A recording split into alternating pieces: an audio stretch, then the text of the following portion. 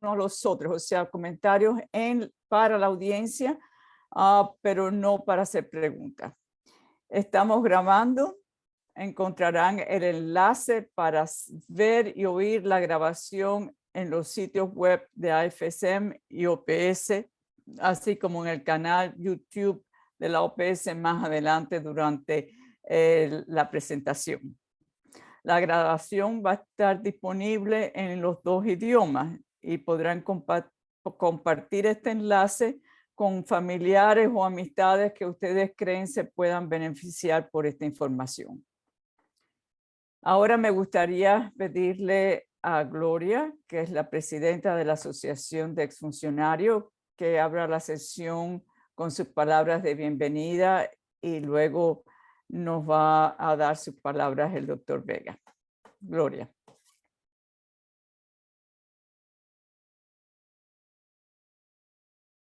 Gloria, no se te oye.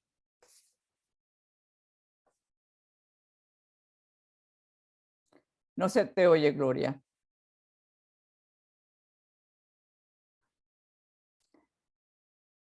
Pasemos, Gloria, en lo que tú buscas el micrófono cerrado. Sí, abre el micrófono, pero mientras tanto vamos a pedir al doctor Vega que nos dé sus palabras de bienvenida porque él va a tener que irse a otro evento dentro de unos minutos. Enrique.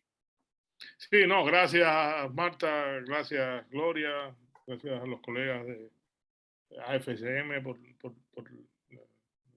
la cooperación y el trabajo que estamos haciendo juntos para el desarrollo de la década del envejecimiento saludable. Este es uno del grupo de actividades de las que estamos orgullosos porque estamos tratando de compartir, intercambiar con personas de mucha experiencia en la salud pública y que hoy están viviendo su etapa de vejez, pues muchas de las experiencias que para nosotros son fundamentales en el trabajo con las personas mayores.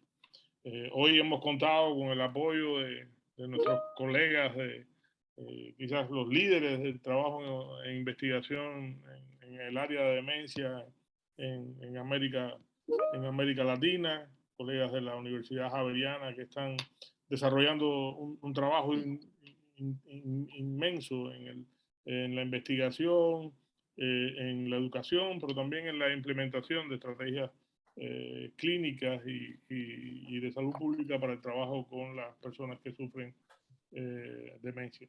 Así que yo creo que el seminario es un seminario extremadamente didáctico, de unas bases científicas muy importantes y que va a servir de ayuda no solo para ustedes que están participando hoy, sino, como decía Marta, también para mantenerlo nosotros en nuestra web como un material educativo.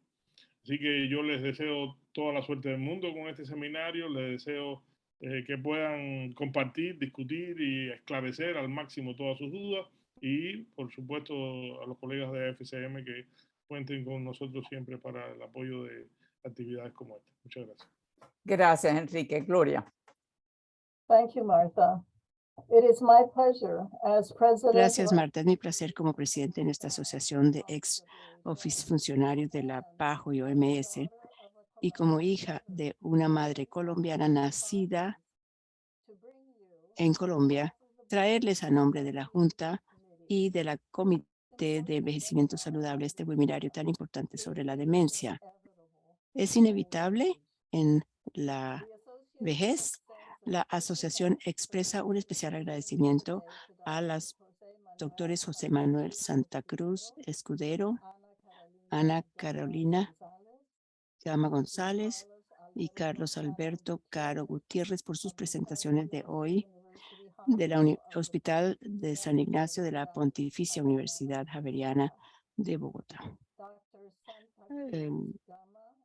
Doctor Santacruz, Gama y Cama durante muchos años han tratado a los ancianos y han publicado mucho su investigación en revistas de pares. Y hoy esperamos escuchar la respuesta a la pregunta si la demencia es inevitable al envejecer. La asociación agradece y reconoce el liderazgo y dedicación de Marta Peláez, cuya larga carrera profesional y académica se ha dedicado al envejecimiento saludable. Tenemos la suerte, Marta, de que usted haya aceptado nuestra invitación de coordinar este comité del envejecimiento saludable y esperamos poder realizar muchos programas de esta naturaleza. Y claro, agradecemos la colaboración y el apoyo ofrecido por el doctor Enrique Vega, jefe de la unidad de curso de vida saludable, y a la doctora Patricia Moores, dedicada al envejecimiento y la salud. Como todos imaginarán, imaginamos a los miembros de la asociación como una prioridad para nosotros, obviamente, tanto como receptores y protagonistas de la década del envejecimiento saludable. Gracias. Gracias, Gloria. Y ahora es mi honor presentar a este panel de lujo que el doctor Cano nos ha proporcionado para este evento. Todos son profesores de la Universidad Javeriana en Bogotá, Colombia, también clínicos del Centro de Memoria y Cognición del Hospital Universitario de San Ignacio. Estamos muy agradecidos por su generosa contribución. En el sitio chat más adelante le tendremos una nota más extensa de quiénes son nuestros panelistas, pero por el momento quiero decir algo muy breve de cada uno. El doctor José Manuel Santacruz Escudero es psiquiatra, es director del Centro de Memoria y Cognición y también director del Instituto de Envejecimiento de la Universidad. La doctora Ana Carolina Gama González es médico geriatra, tiene una maestría en bioética, también es especialista en la formación de profesionales de la salud. Y el doctor Cano, además de ser mi amigo, es jefe del programa de geriatría del Departamento de Medicina Interna de la Universidad y es presidente de la Academia Latinoamericana de Medicina del Adulto Mayor. No solamente es presidente, es uno de los fundadores de la academia que ya lleva más de 20 años funcionando. Empezamos con el doctor Santacruz, con la ponencia La enfermedad de Alzheimer, cómo se diagnostica y cómo evoluciona. Doctor, a medida que estamos envejeciendo, todos tenemos un encuentro con la enfermedad de Alzheimer, ya sea en nuestra familia o en nuestra red social. El miedo a perder la memoria es muy real, nos afecta a todos. Así que gracias por ayudarnos a entender mejor esta enfermedad y cómo prepararnos para ella. Hola, muy buenos días. Muchísimas gracias a la asociación, a OPS, por esta invitación, especialmente a Marta Peláez, que nos ha acompañado en toda la organización de este evento. Bueno, yo voy a empezar con la primera conferencia. Voy a compartir mi pantalla. Por favor, me confirmen si ya está proyectada. Sí. Perfecto, muchas gracias. Bueno, entonces, para empezar, yo voy a hablar de enfermedad de Alzheimer, una información un poco general, y terminaré hablando algo de cómo se diagnostica y cómo evoluciona. Como entenderán, pues es un tema extenso y trataré de hacerlo pues breve y que no sea como complejo de entender, así que es un pequeño resumen. Bueno, es inevitable cuando estamos hablando de estos temas dar una pequeña introducción respecto al envejecimiento. Sabemos que el mundo envejece y lo hace de forma, digamos, rápida en algunos países distinto a otros. El fenómeno del envejecimiento es global, pero es heterogéneo, es diverso y en cada país se vive de forma distinta.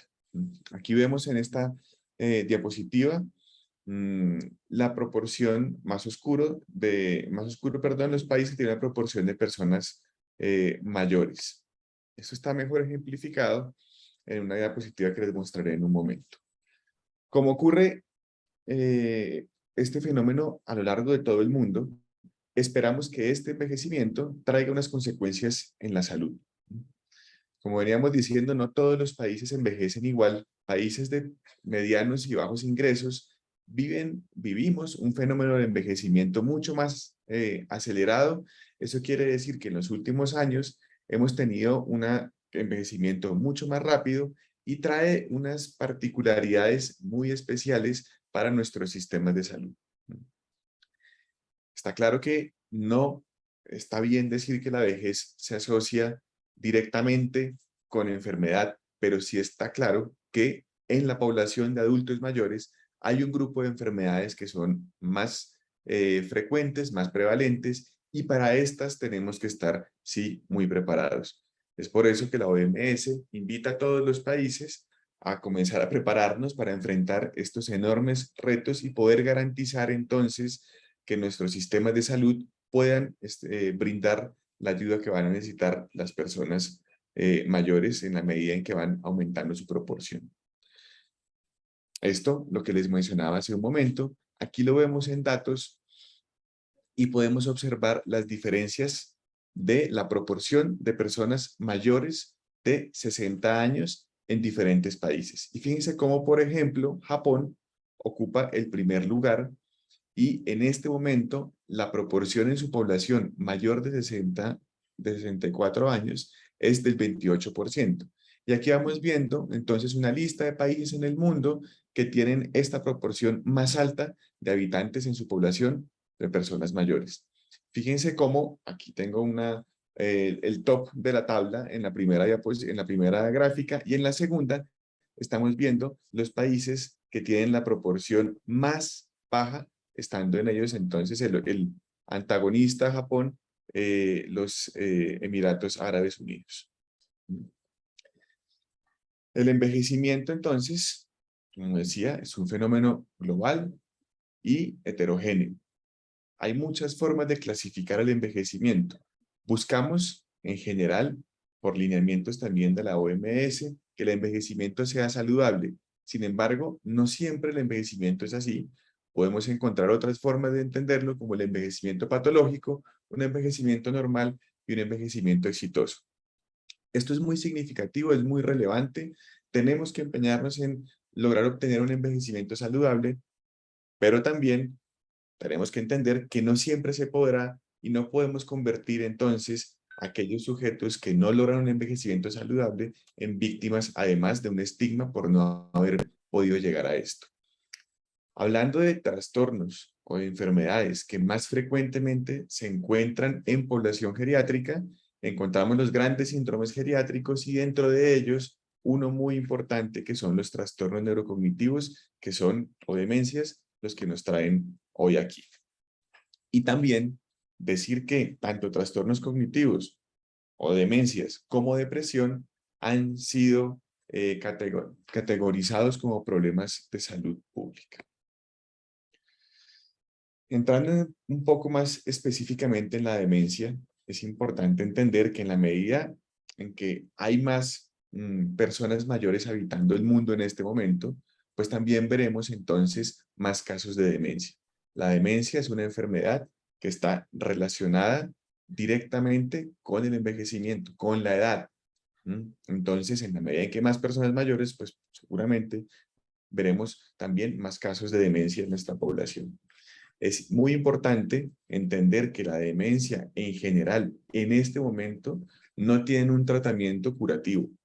Y por eso es muy importante hablar de prevención y de diagnóstico temprano, que son temas en los que trataremos, digamos, más a profundidad en este seminario. Como decía hace un momento, la población envejece, el mundo envejece y por eso veremos más enfermedades características de la población mayor. Sin embargo, hay otras particularidades y es, como mencionaba hace un momento, este envejecimiento se vive de forma más acelerada en países de bajos y medianos ingresos. En la población en general, aunque la demencia es una enfermedad cada vez más prevalente, se estima que tan solo una cuarta parte de las personas que tienen demencia han recibido un diagnóstico apropiado y por eso espacios como estos son fundamentales. Además, también es importante aumentar la educación y la información en el personal de salud, porque en estos otros datos, también un poco desafortunados, casi el 62% de los profesionales de la salud en todo el mundo tienen información incorrecta respecto a la demencia y la consideran parte del envejecimiento normal. Ahora, dando este contexto, digamos, de envejecimiento, trastornos y demencia, hablaremos específicamente de la enfermedad de Alzheimer. La enfermedad de Alzheimer es una patología que puede causar demencia. Esto es significativo para decir que no todas las demencias son debidas a enfermedad de Alzheimer, pero un número muy significativo de esto sí. Es más, alrededor del 60% de los casos de demencia en el mundo son debidos a la enfermedad de Alzheimer. Entonces tenemos un grupo grande de enfermedades que pueden causar demencia y dentro de estas la más relevante y la más prevalente es la enfermedad de Alzheimer. Los problemas fundamentales están relacionados con la memoria, el pensamiento y el comportamiento, y hablaré de esto, digamos, en las siguientes diapositivas. Aparte de esto, como decíamos, la gran mayoría, hasta el 50 al 70% de los casos de demencia en el mundo son explicados por la enfermedad de Alzheimer. Es la enfermedad que más alta relación tiene con el envejecimiento y es una de las primeras causas, de las primeras 10 causas de muerte en el mundo. El diagnóstico es difícil en muchos casos. Se realiza por consenso clínico, aunque cada vez más hay información respecto a hallazgos patológicos específicos que seguramente irán favoreciendo afinar mejor los diagnósticos en esta enfermedad. También vale la pena decir que hay un grupo dentro de las personas que sufren enfermedad de Alzheimer que padecen una condición especial y que está asociada con mutaciones específicas. Quiere decir que hay alteraciones genéticas, algunas de ellas que pueden ser heredables y que ocupan una muy pequeña proporción de la totalidad de los casos de enfermedad de Alzheimer.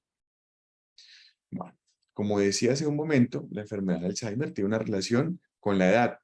Así que en la medida en que la población o las personas vamos envejeciendo, aumentamos el riesgo de padecer enfermedades de este estilo. El riesgo se hace, digamos, significativo después de los 65 años, pero como pueden ver en esta primera gráfica, esa proporción, ese riesgo, digamos, de padecer la enfermedad de Alzheimer va aumentando cada 5 años y llega a números, digamos, muy importantes en las personas viejas, o sea, mayores de 85 años. Esta enfermedad tiene un curso clínico que es largo, es de características progresivas, y aunque mencioné hace un momento que su principal afectación está en la memoria, sabemos que tiene un efecto, digamos, como de ola expansivo dentro del cerebro, y por esta razón, aunque empiece afectando la memoria principalmente, puede llegar a alterar otras funciones cognitivas, como pensamiento, atención, comprensión, cálculo y demás.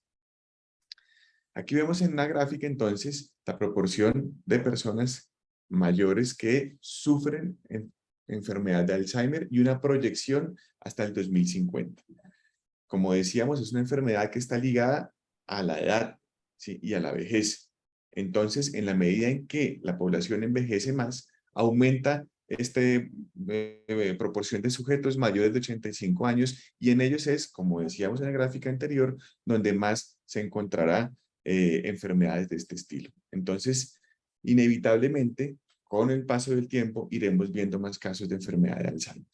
Aquí no me voy a detener porque el doctor Cano ya profundizará en la información al respecto de esta publicación, pero es importante decir que aunque la enfermedad se diagnostica y la vemos fundamentalmente en la vejez, los factores de riesgo que llevan a que esto ocurra en la vejez se van sumando a lo largo de la vida y empiezan incluso desde el nacimiento. Un porcentaje que está relacionado con factores no modificables como la carga genética, por ejemplo, pero otros que son factores potencialmente modificables y que vamos sumando a lo largo de la vida. Aquí hay unos ejemplos, ya el doctor Cano lo irá mencionando, Pero es muy relevante decirlo ahora porque cuando hablemos de prevención tendremos que entender que la enfermedad, para prevenir una enfermedad de este estilo, debemos empezar a actuar desde muy temprano. El 60% del riesgo en enfermedad de Alzheimer continúa siendo desconocido, pero hay un 40% restante muy importante que es potencialmente modificable y sobre el cual probablemente debemos intervenir con mayor fuerza. Ya más adelante lo mencionaremos. Entonces, como pueden ver, derivada de esa gráfica que acabo de mencionar que transcurre a lo largo de todo el curso de vida, podemos también entender que la enfermedad de Alzheimer tiene un curso mucho más largo de lo que normalmente estamos acostumbrados a ver. Aquí en los últimos 3 puntos de esta gráfica, en las que están en color morado, estamos viendo como el continuum de la demencia de la enfermedad de Alzheimer. La demencia cuando está en un estadio leve, un estadio moderado y un estadio severo. Ahí es cuando hacemos diagnósticos clínicos, cuando es evidente para las familias, para el personal de salud, para los cuidadores, que hay una enfermedad en curso y es la que más frecuentemente tenemos en mente, ¿sí? Sin embargo, al ser una enfermedad neurodegenerativa con un curso neuroprogresivo, entendemos que hay una parte preclínica de la enfermedad, ¿sí? En estos estadios, entonces, surge el concepto del deterioro cognitivo leve, que es como un estado en el que clínicamente hay algunos síntomas menores, pero no aún se ha llegado a un estadio de demencia, es decir, a un estadio en el que las alteraciones cognitivas impiden o alteran, digamos, la buena funcionalidad e impiden que ese sujeto pueda ser del todo autónomo y autosuficiente. Y en verde encontramos este pequeño espacio de fase preclínica que es la que se está reconociendo cada vez más en los últimos años y la que probablemente sabremos mucha más información y sobre la cual las intervenciones seguramente podrán ser más exitosas. Entonces, en la medida en que se va reconociendo más este curso, digamos, longitudinal de la enfermedad, aparece, como les mencionaba, el concepto de deterioro cognitivo leve. Es muy importante, es muy relevante, porque comienza a dar herramientas clínicas que se pueden observar en las personas y que nos permiten hacer diagnósticos más tempranos antes de que las personas sufran un estadio demencial, una alteración de su funcionalidad marcada. Clasificar las personas con deterioro cognitivo leve también es un reto significativo y dentro de estos sujetos que sufren trastornos cognitivos menores, ¿sí? Hay algunos que tienen fallas específicas como en la memoria en las que comenzamos a predecir que podrá evolucionar hacia una enfermedad de Alzheimer en estadio demencial. Entonces, desde la valoración clínica y hablando de diagnóstico, encontramos en este momento como 3 estadios grandes de la enfermedad. El último, en el que ya está instaurada la demencia, ¿sí? Un estadio previo en el que hay unos cambios cognitivos que son menores, que son identificables, y este primero que nosotros llamamos alteraciones, que surgen en la búsqueda de hacer diagnósticos más tempranos y en ir rastreando síntomas de forma más temprana para poder hacer diagnósticos, digamos, en los que se pueda intervenir y modificar, ojalá hasta donde sea posible, este paso que no es inevitable, ¿sí? Este paso que es llegar hacia la demencia. Como pongo en rojo y que creo que es muy importante dejarlo claro, no siempre hay una progresión. Tener una alteración cognitiva menor no indica que ya inevitablemente pasaré a un deterioro cognitivo y finalmente una demencia, ¿sí? Esto depende de la causa, de los factores de riesgo y nos abre la oportunidad a nosotros para intervenir y evitar un desenlace como la demencia. Para hacer diagnósticos es importante evaluar los síntomas. La mayoría de los síntomas que he mencionado hasta ahora y los que frecuentemente tenemos en la cabeza son los síntomas cognitivos. Sin embargo, todas las enfermedades neurodegenerativas pueden tener síntomas motores y pueden tener síntomas psicológicos y conductuales. Sin embargo, en nuestro caso de hoy, la enfermedad de Alzheimer, el grueso de la sintomatología está relacionado con cambios en la cognición. Es por esto que hay múltiples alertas señales respecto a los cambios cognitivos que pueden hacernos suponer que una persona está en riesgo de empezar un deterioro cognitivo o una enfermedad de Alzheimer. Y también es importante mencionar que aunque la memoria es central, la falla de memoria, la pérdida de memoria es nuclear en la enfermedad de Alzheimer, no es el único cambio cognitivo que podemos encontrar. También podemos encontrar fallas en la Not orientación. the only symptom. There are problems in judgment, orientation, loss of objects, difficulty to carry out tasks which normally were done in a regular way, but they become increasingly hard, problems with language, leaving objects in inappropriate places, or where they don't belong, also social isolation and changes in behavior. There is a summary here of 10 warning signs of dementia.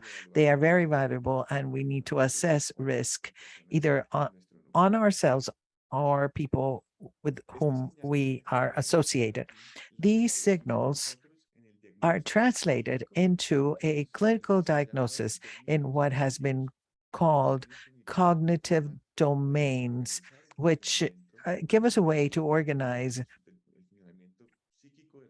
a psychic functioning in a person so that we can study their cognitive function. We have the memory and the failures in memory when we begin to see changes, but there is also complex attention, executive function, language, motor perceptual ability, or and social cognition. All of these things can be altered in neurodegenerative disease, in Alzheimer's disease, mostly memory, and then other things may show up as the disease progresses. Based in those changes of the cognitive domains, several diagnostic criteria have been developed, and initially they are only clinical, but then they gradually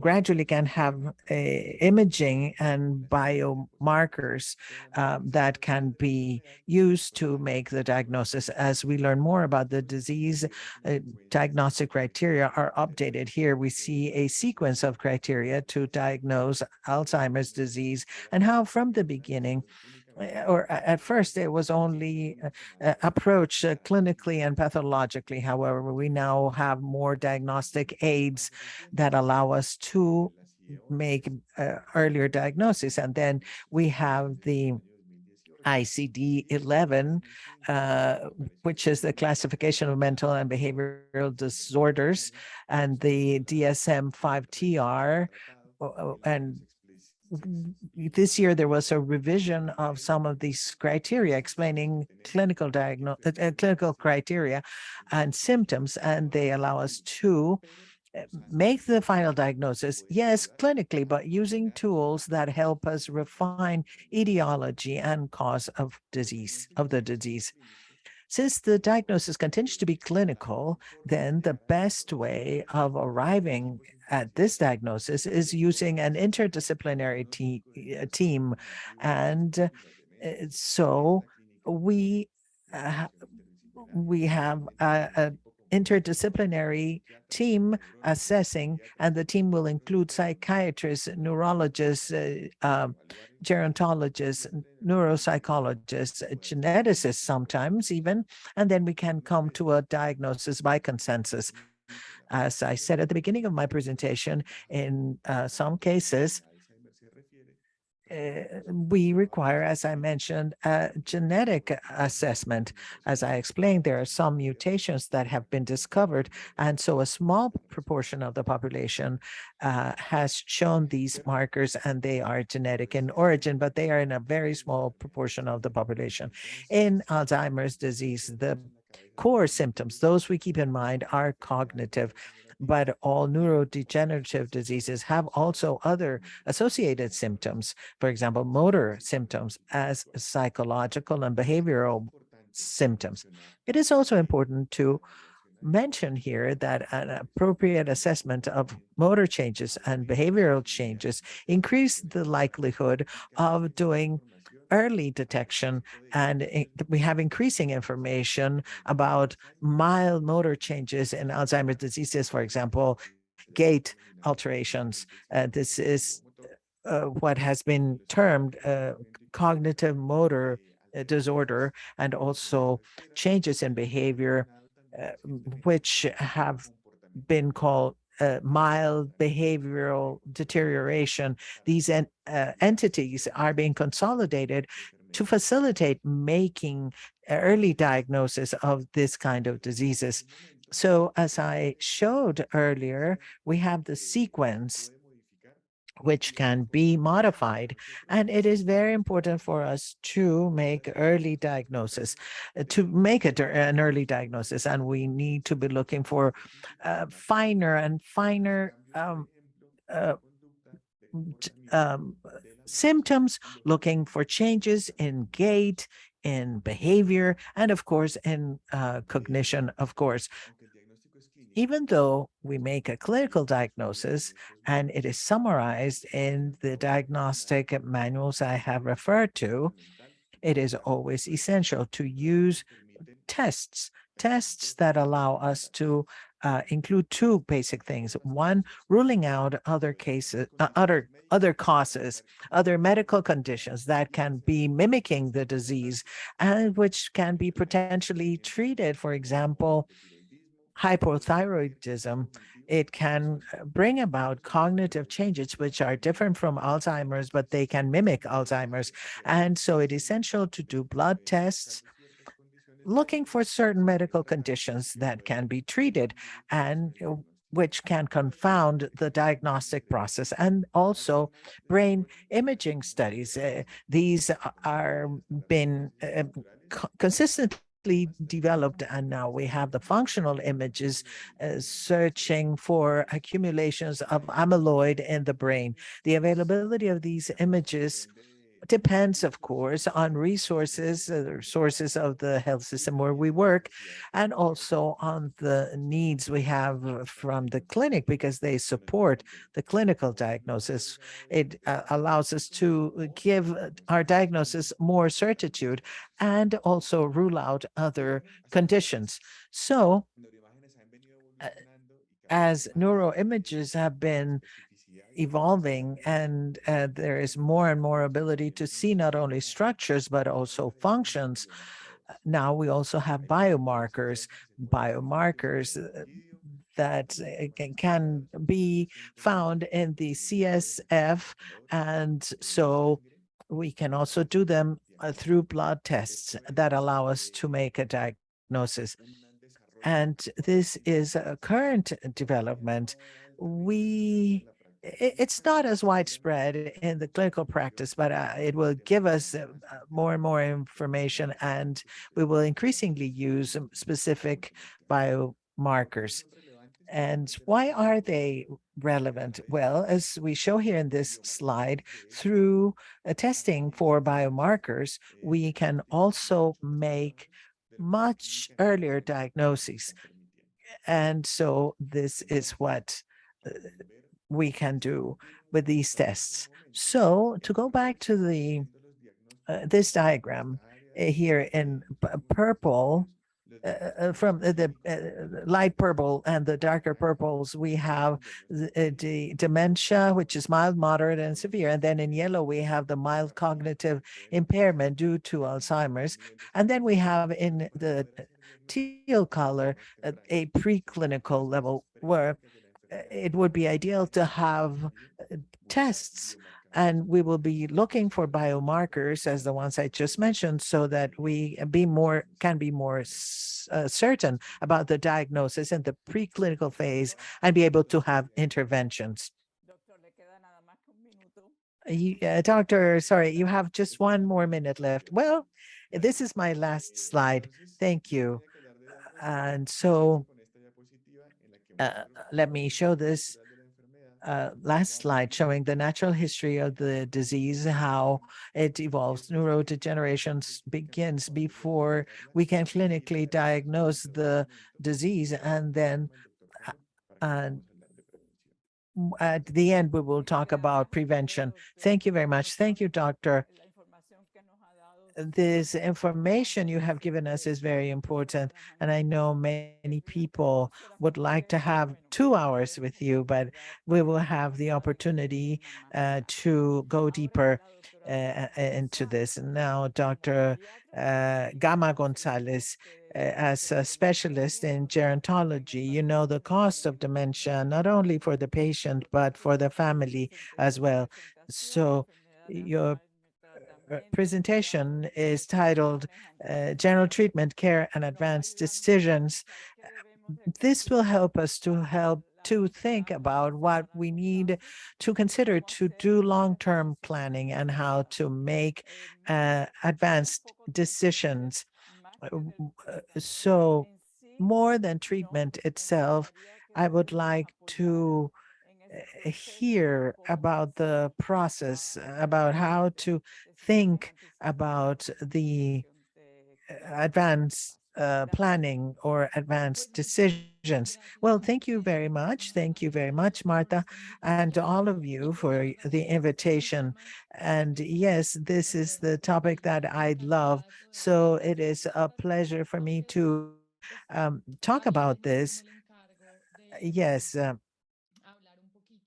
I had been entrusted to also mention treatments, but my focus is more the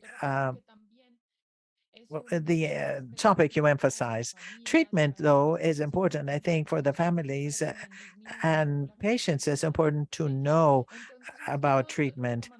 So, taking from where Dr. Santacruz left, dementia caused by Alzheimer's disease begins in the memory, but it is as a wave going to other parts of the brain, and both the cognitive portion as the behavioral and the psychological portions are manifested in the brain. And we can say that we have cognitive symptoms, behavioral symptoms, and psychological symptoms. We they can then get confused because we think that it is only cognitive, that people forget words, forget where they left, this, that, but also aggressiveness, anxiety, depression, fatigue. These are all effects of the disease. So we have to consider them as such. We need to understand them as such. As a medical team, the different members of the medical team need to understand it so that they can explain them to the family and the patient to decrease the burden for the patients and their families. And so very quickly here, there are some drug treatments, of course, for cognitive symptoms. We have some medications where, and research is being done a great deal with a great deal of investment for research to try and discover drugs that can modify the disease. As Dr. Santacruz, we don't have any medication that can cure the disease. These are treatments which are palliative. They do not cure the disease. They do not eliminate the disease, but they have decreased the progression of deterioration, but they do not completely curb the symptoms, and they do not cure the disease. I have included these here on the slides, but there is a great deal of research, and there are some graphs showing this kind of world research to find these four, and more than 100 drugs have been tested to come to this list for environmental and psychological symptoms and only medications. There's also many strategies that have been studied and assessed, evaluated over the years, and which have proved to help in the elderly. For example, some antidepressives, some anxiety medications, some antipsychotics, and some hypnotic meditations. Antidepressives are specific, of course, for depressives. Antipsychotics are given to people when they have certain ideation, which is outside reality, and hallucinations, and hypnotics for having better sleep. But another thing that I've seen working with people with dementia and their families, something that I've found to be a good strategy, which is sometimes omitted by doctors and health systems, not only in Colombia, but worldwide, is the benefits of non-pharmacological treatments. In order to do studies in this regard, well, it's not as easy. But of course, it's not easy either to do research on drugs, but it is more complicated to do studies for non-pharmacological treatments. For example, the memory workshops, there are specific specialized techniques to do this kind of treatment. And these are treatments that have benefits, and they activate people socially. And we know that social activity, maintaining good social relationships, is good, very good, to maintain the brain stimulated and to maintain your cognition stimulated too. There's reminiscences, reorientation to reality, cognitive retraining, and there's evidence, and it could be similar in results to medications. In addition, we know that they have fewer side effects than medications, of course. Another thing that I think is important, which we need to work both from the clinical approach, but also societies and groups of people, associations, is broadening the evidence for activities such as music therapy, art therapy. If they are well done and they're well focused with good treatment goals, there will be strategies that will help people not only to activate memory, but to activate other functions, for example, speech, coordination, and increasingly we do the double task therapies related to what Dr. Santacruz talked about, and how we see that people, before they begin to forget, they begin to walk more slowly, to have less coordination. And so we are doing these therapies. So we have a cognitive activity together with a physical activity to walk, as you say, numbers from 1 to 10. And every time you say the even number, you have to clap. So combining several activities, and we know that this can help maintain cognition and activate other brain pathways, which due to reduced activity are then less active. Occupational therapy is very important as well to encourage daily life activities so that people continue to be active and independent for the longest time possible. Physical therapy and speech therapy also provide benefits to maintain speech, coordination, like the double task therapy. And we know, and Dr. Cano probably will refer to this, we know that physical activity, exercise are preventive, but they are also therapeutic. And so there are medical articles being published about how people who have had physical activity for their lifetime have fewer risk of having dementia when they age. And if we talk about treatment in general, treatment for those who live with dementia, well, of course, medications, the therapies that I mentioned, and there are specific treatments for the disease, treating psychological and behavioral symptoms, but also avoid compensation from chronic diseases. We know someone living with dementia and are hospitalized because they come down with pneumonia, then likely after recovering from pneumonia, cognitively, functionally, behaviorally, they will be less well. So we need to keep track and have prevention of chronic diseases to be decompensated, and we need to follow up the patients in that sense too. Also correct sense deficits, vision and hearing are so important when we have issues. For example, when we have Alzheimer's disease, some ability is lost, and in addition, you don't hear well and you don't see well, this worsens or accelerates the loss of cognitive functions. Physical activity and exercise and psychoeducation for the family. While as the more informed the family is, then the better. If the family understands what the disease is about, if something else that is going on, is it related to the disease or not? So the more educated the family is, the better they will be able to support the patient in the process. And this is for caretakers. For family, the family should have a great deal of information, and this is a significant part of the treatment. So now we think about psychoeducation and care. Psychoeducation is a process whereby we provide information to the family and the patient as to what they might expect, to know what's coming in the future.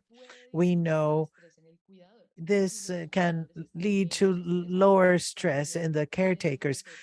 And if they are less stressed, they can provide better care and they can do better self-care.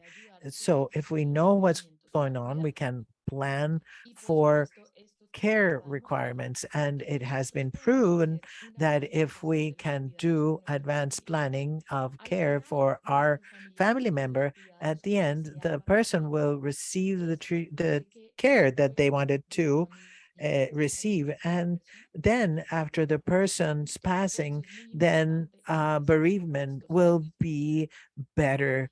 The process of grieving will be approached in a better way. I would say that one of the best things about care given by the family members and professionals too, the best care that we can offer to people with dementia and their caretakers is this is a twofold focus. We should focus on maintaining the autonomy of the elderly who live with dementia. If we maintain their autonomy, then this will help until the death of the patient. We have several strategies, but before that, we need to clarify a few points. Probably the most important problem, the most significant ethical issue in people with dementia is that dementia deteriorates a person's autonomy, and autonomy has had many definitions. One of the philosophers that emphasized autonomy of people the most was Kant, and he associated autonomy with dignity of the person. So if we understand what autonomy means, it comes from autos, which means self, and standard. Nomos means standard. And so it's the faculty to establish our own standards. So we have our own agency to deliberate about things that are good for us, and that makes us rational. When we are rational, we understand and we act according to our own principles.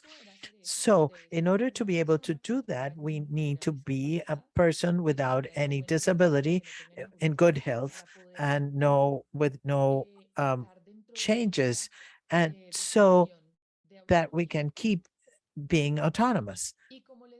And as I've said before, people who are demented then are having compromised autonomy. And there are several tools that we can use, we as medical professionals, together with the patient and the family. The thing I like the most is the shared planning of care. This is part of the relationship between the doctor and the patient, and it involves deliberation about the care that the patient wants to receive in the future. Any health professional, not only physicians, but nurses and therapists who deal with the patient, we need to understand that the care we provide should be interdisciplinary in nature. And so it is a team effort. The team meets with the patient and the family in an ongoing way. So it is throughout the course of the disease from the time the diagnosis is made and onward. So we begin to detect what the preferences of the patients are. And hopefully from the moment the diagnosis is made, hopefully the patient won't be very severely afflicted so that the patient can also participate. And also speaking with the patient and the family, we can begin to detect what the preferences of the patient are. These conversations can conclude with the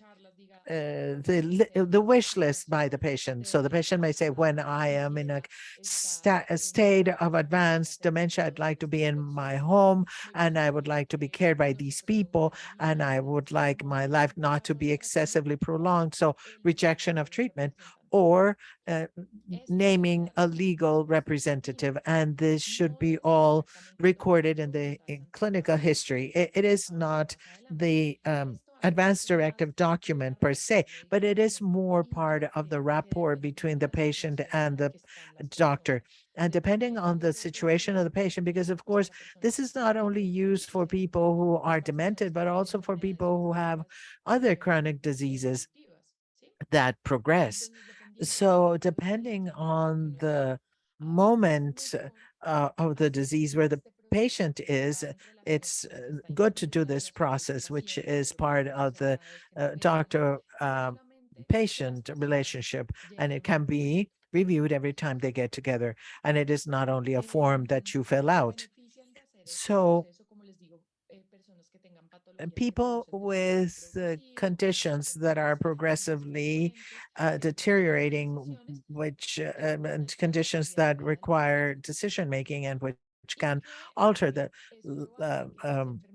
quality of life of the patient. And when diseases may change the person's ability to decide, for example, things related to dementia with the progressive loss of mental faculties, so that when harder decisions have to be made, then the patient is no longer able to tell us what he or she needs. And so what would we like to plan in this process? Well, one tries to have the patient speak about what they don't want. What are we going to plan for? What we don't want to have, the situation where we don't want to find ourselves. Why is it shared? Because we share with the health team, with the family. It should include social, cultural aspects and levels of care. And what are we going to explore?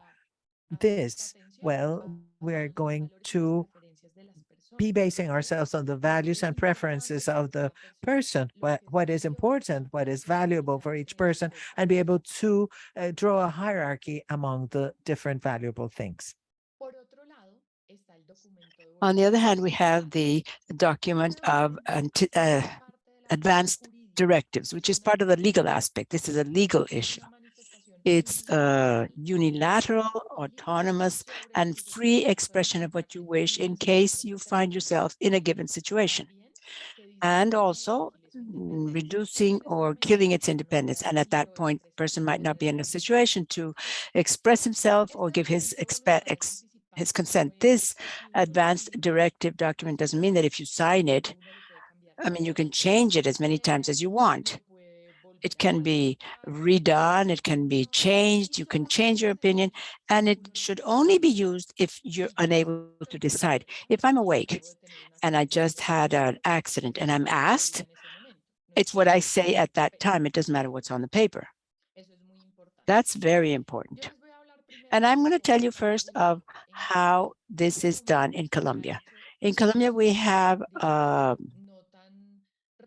process which wasn't very fast, but it's been a process to regulate the advanced directives for people. This is a law of 2014, which is the law for palliative care, where the the advanced directives document is mentioned, but it wasn't until 2018 when it was actually regulated, indicating how it should be done. And we were told, okay, it has to be done by a person with so many witnesses. It has to be in writing. It can be in writing, in written, recorded, in a video. It must include persons who are not directly related to the patient or the person, who don't depend. You have just one more minute. Oh, it can't be. I'm really sorry. Well, then, in all of the Latin American countries, we've started to work with this topic. And it's not that the countries are lagging behind. It's just that to speak of death and disease or advanced disease is a very complicated issue. So in the United States, they've been talking about this since 1967, but now it's fundamental. When you enter a hospital or geriatric residence to have it. In Puerto Rico, they have Law 160. In Argentina, from 2004, they began to work, and in 2009, they enacted the law. In Mexico in 2008, in Uruguay 2009, and in Brazil, they're working on it. But I also believe that the support of the different associations will help these issues to continue to advance so that the society is educated about these topics, and that's what's going to make it possible for us to be able to use them and regulate them, and that they can become a real tool for people and their families. Thank you very much. Thank you, Dr. Gama, or Ana, if I can call you that, of course. This is a topic which I'm sure would require a whole webinar in itself, just to think about it legally and what we as a society or association can do to advocate for these things so that the patient's priorities actually are taken into account throughout their life course. So we're not going to let you go forever, only for now. And we'll come back to Carlos now, Dr. Cano. Dr. Cano is going to end this webinar with a topic of hope. There is hope. We can do something, not much, but something. And that's very important.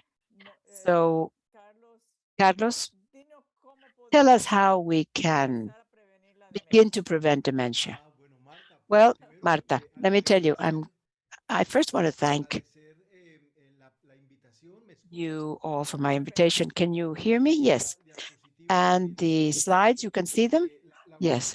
So the good news for all of you is that I'm going to say the same thing, but maybe in less time, so that we can adapt and we can answer the questions. I think the dialogue is very important. I want to thank Marta for her invitation, and Patricia from PAHO and her group, and Gloria Co for her initiative, for the leadership that she's had with her a group of retirees and persons who are aware of the health in our continent. I'd like to tell you that what I've had to do is to begin, as Marta said, with some hope. We can see that in the region in the last 60 years, we've gained about 20 years of life expectancy, which is incredible, something never seen before.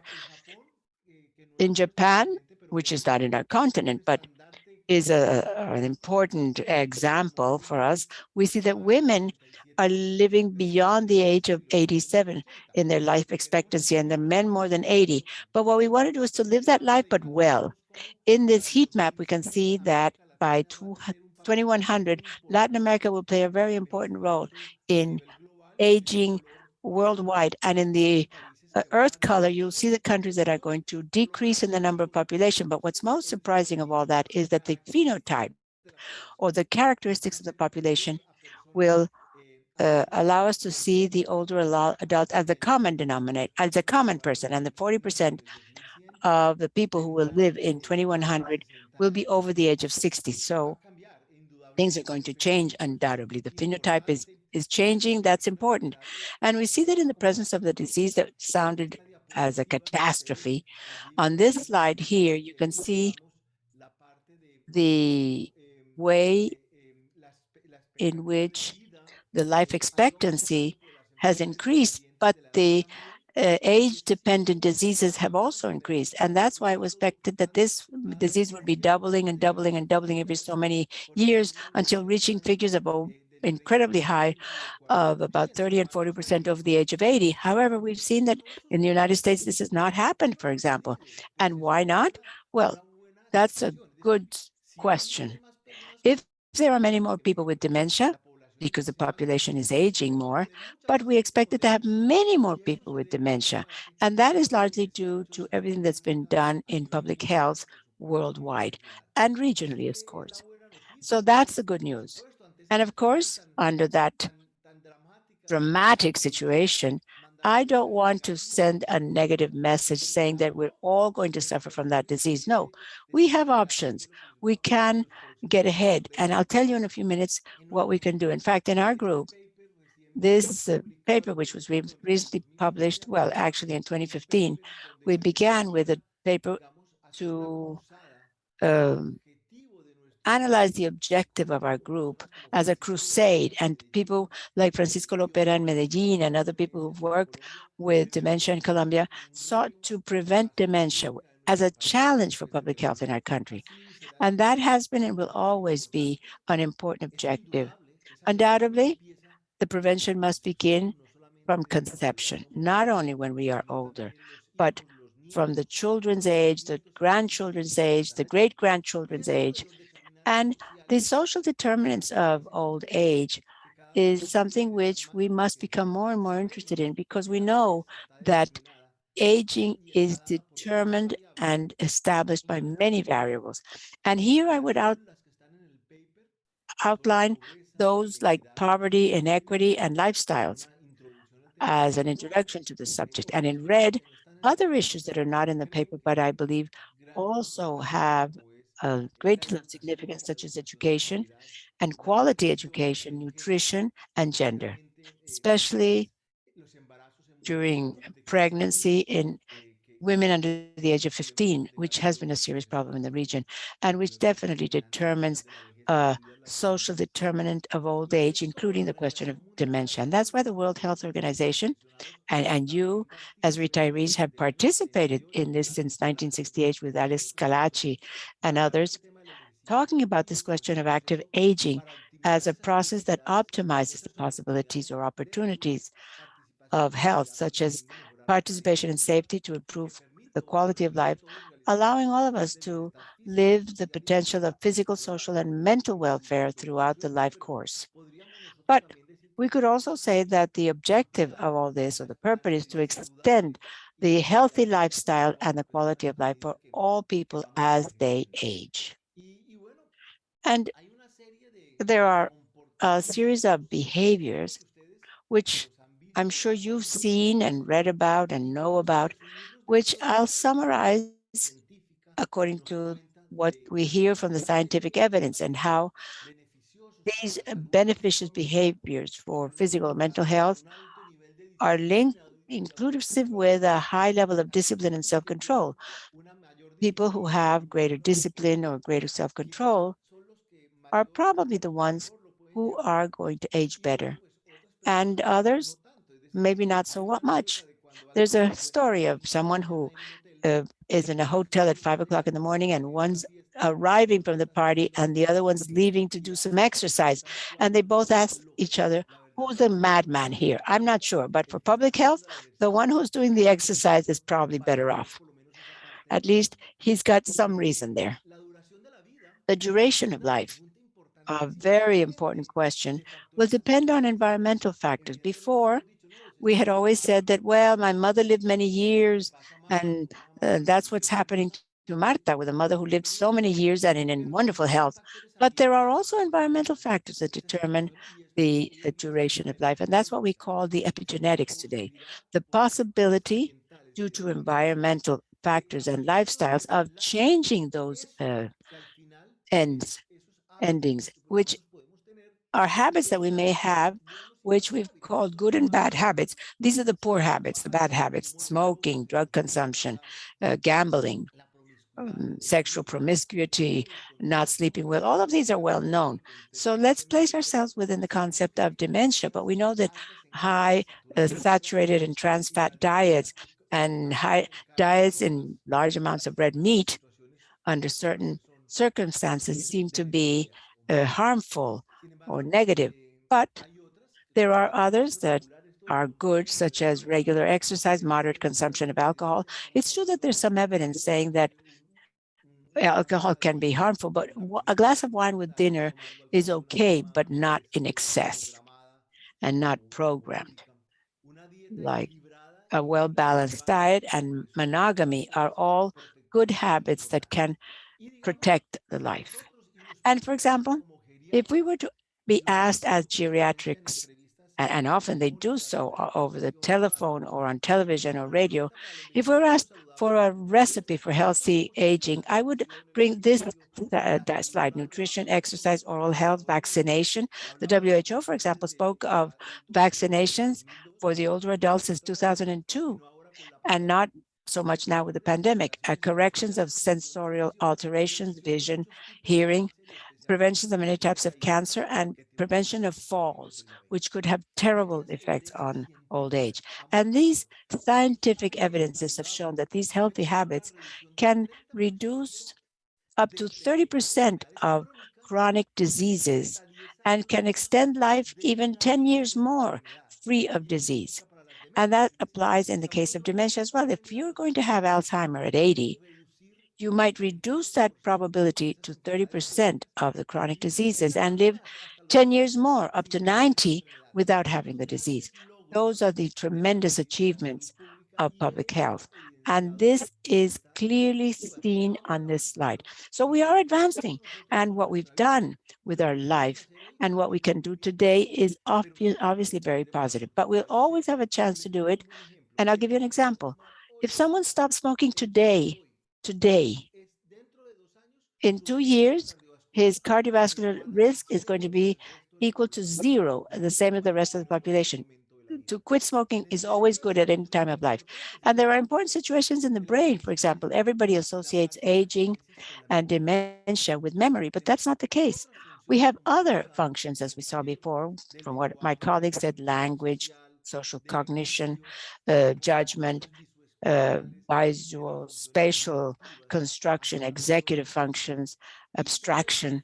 All of these functions make up the cognitive domains. It's not just the memory.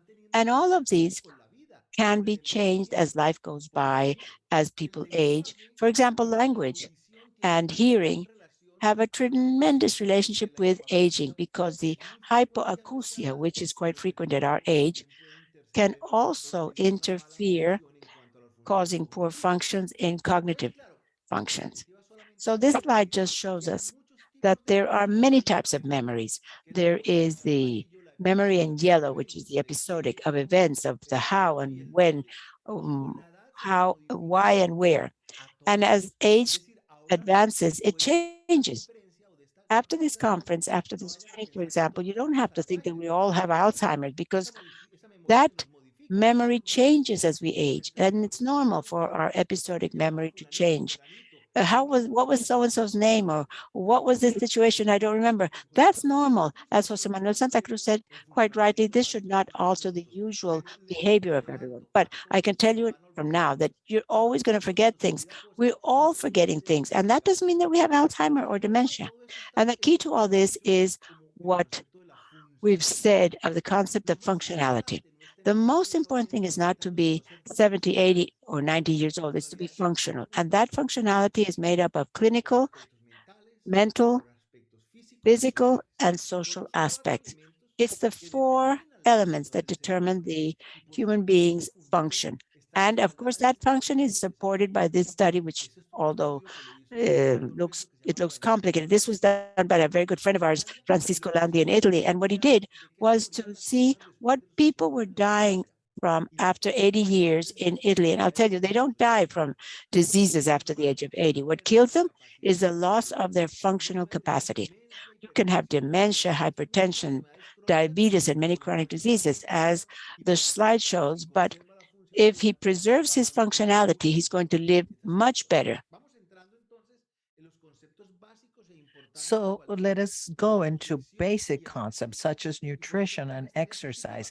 And this is why I'm bringing up this slide here. There are 4 types of exercise that are recommended. And it doesn't mean that we're going to be breaking world records. We've already broken records when we are this old, but it is scheduling exercise, aerobic exercises where, you sweat when you're doing, but there are 3 other types of exercise that are important for our lives. And it is endurance or weightlifting. And you don't need to have like weights in a gym, but other things that you lift. And we also have other techniques coming from Asian cultures, stretching and balance exercises. So these 4 make up the recommendation for exercising. And these are the mortality risk for all causes according to the type of exercise. In the lower triangle or diamond, he or she who exercises has better chances of living free of dementia. And we are not talking about exercising a lot, but walking is good, or having a constant uh, uh, discipline of counting steps. The very famous Mediterranean diet has a lot of followers, but it doesn't need to be costly. We need to eat balanced between vegetables, carbohydrates, protein, and all of this is supported by the Lancet Commission, where they showed this very large study. You are familiar with it, and Martha has the article, and many of you have seen it already, and we can circulate it. So the likelihood of decreasing the chances of Alzheimer's was up to 40% if we intervened in the potentially modifiable risks. And this connects back to what I said at the beginning, that the number of people with Alzheimer's in the United States is not as large as they had predicted. And this is part of the life course. If we have a good education from early on, from an early age, we are going to decrease 7% if we have hearing loss, or if we avoid hearing loss or treat it, or if we avoid a brain trauma, hypertension, alcohol, they all add up, which together with what we see in the Middle Ages when we stop smoking, intervention on depression, which we heard in the first lecture, or prevent or avoiding social isolation and having physical activity. We've been clear, controlling diabetes, and also air pollution. All of these things, when modified, will lead to a 40% potential modification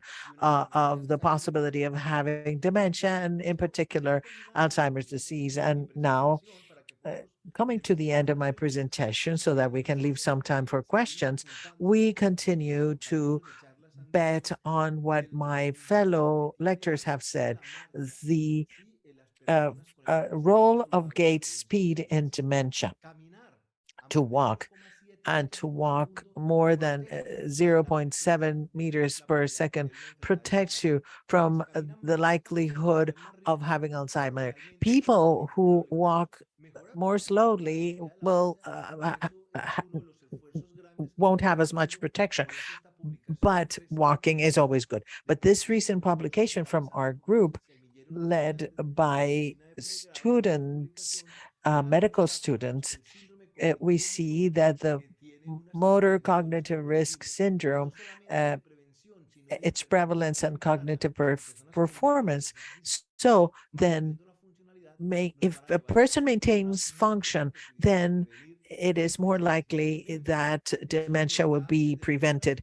And of course, this gives us a great deal of hope to be able to understand that if we can prevent the disease, and if we can do early interventions that will support our functionality, we will have a better life. And the group from Okinawa, as I started my lecture in Japan, they talk about 7 recommendations to be healthy centenarian without dementia. Ikigai, have an ikigai, to have goals and objectives, a life project. Regardless of our age, we should always have it. To follow a vegetable-based diet, eat more soybean, take care of a garden, a vegetable garden, have a medicinal garden, have a moai, having a group of people, not necessarily only your partner, life partner, but friends and a larger social group. Enjoy the sun, to be active as Marta does, and to keep calm. And now that's the end of my presentation. Thank you. Thank you, Carlos, for your great presentation. It has given us a great deal of food for thought. We won't have a great deal of time for questions, but I do want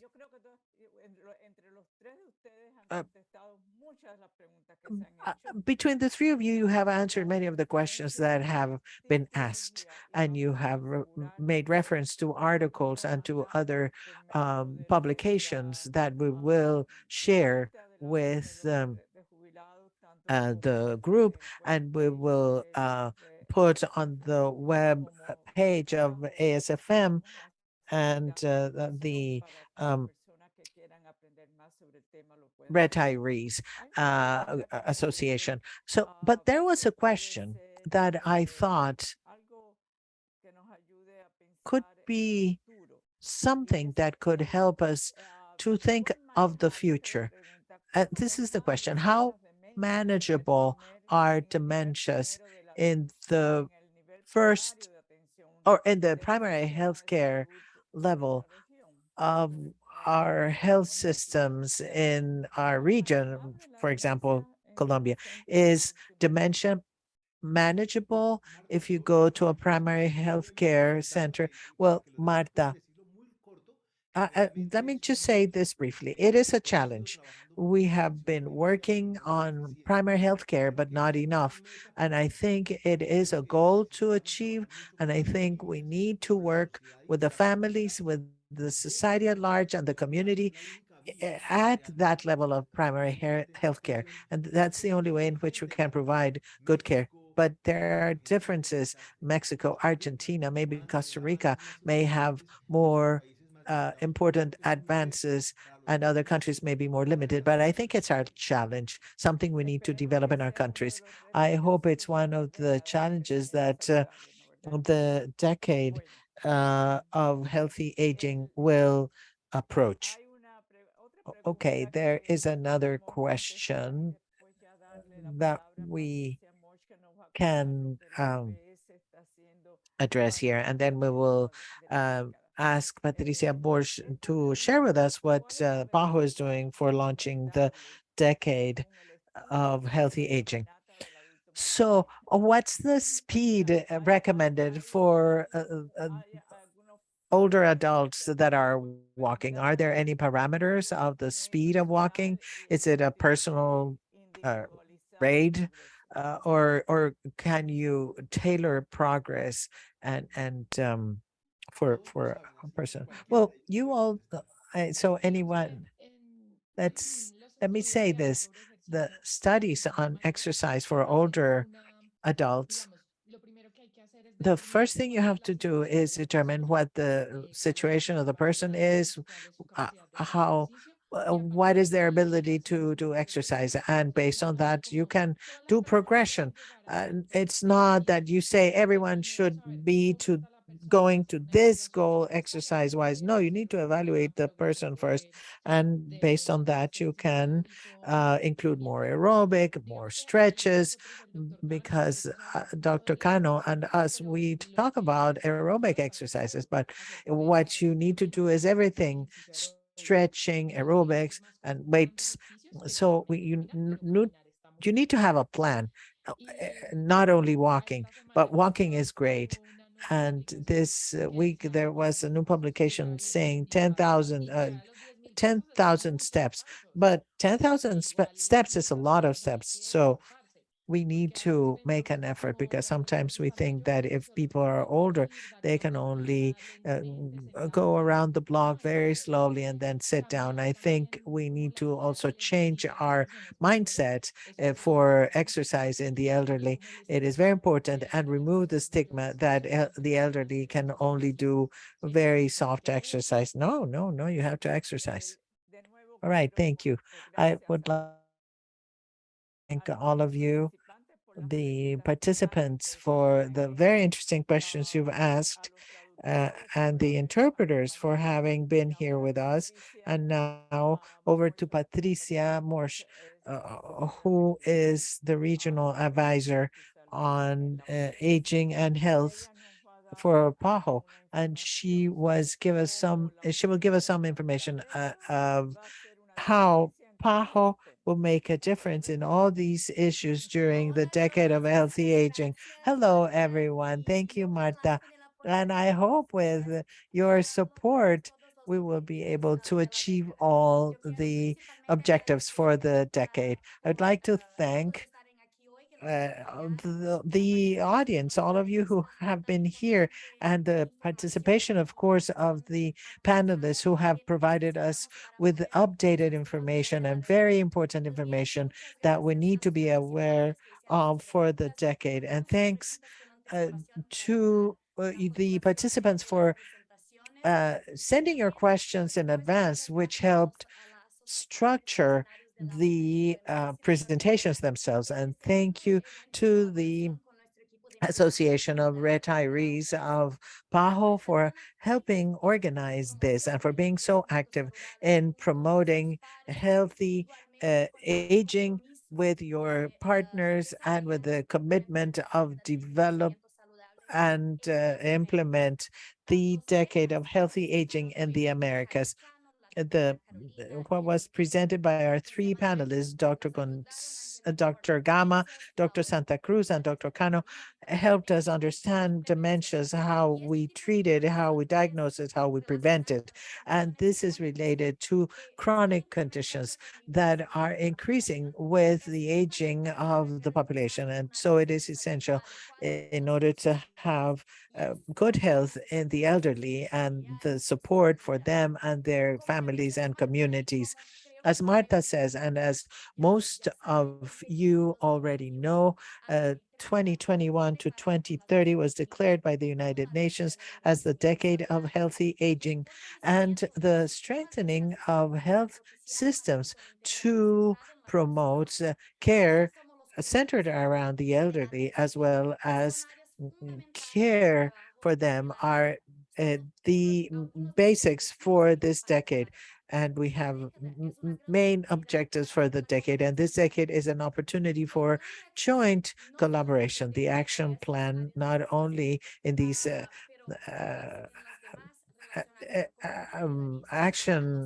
lines of action, and also different environments, wants to focus on dementia. We need to have healthy environments for the elderly in general, and for the elderly who suffer from dementia.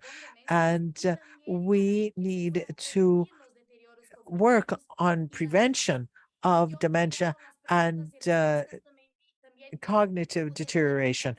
Reading through the questions sent, we need to combat stereotypes related to the elderly, to aging, and also those things related to people who have cognitive deterioration, so that they have healthy aging and have decent life until the end of their life, and live with dignity. So you can access our webpage to obtain more information, and you can also sign up to receive our newsletter. We're always sending updated information for events and other things and articles. And you can also access the virtual space, a virtual platform where you can share knowledge, experiences, and this all done for the decade of healthy aging. And you can contact other people who work on healthy aging or who are older people who are interested in the topic. And so they can exchange their views and experiences. Also, I would like to invite you to the parallel event to the General Assembly of the United Nations. It is on healthy aging, and it will take place at 11 o'clock on September 22nd. And the link for the event, as well as the other events I have mentioned, are found on the PAHO pages in our newsletter, as well as the page of the Retiree Association. It is all there in our website, and we will develop other events and activities with the association, and I hope to see you all very soon. Thank you very much. Thank you all. Thank you. We have many questions, many of which were not answered, but we promise we're going to download them, and we will be sending you a blast email with information and answers.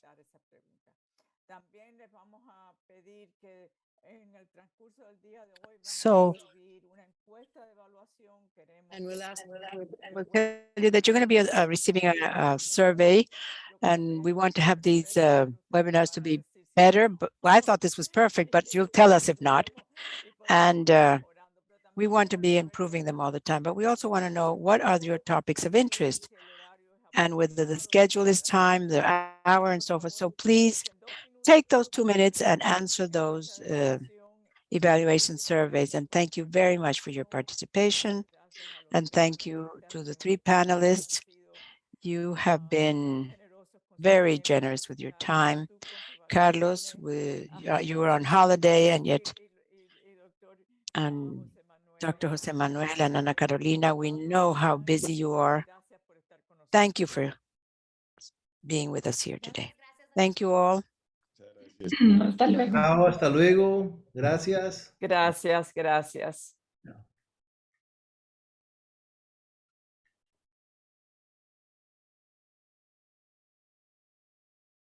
Patricia, antes de irte, ¿podemos guardar el chat y las preguntas para tener un récord de las cosas que se pidieron? Sí, eso, el chat, no sé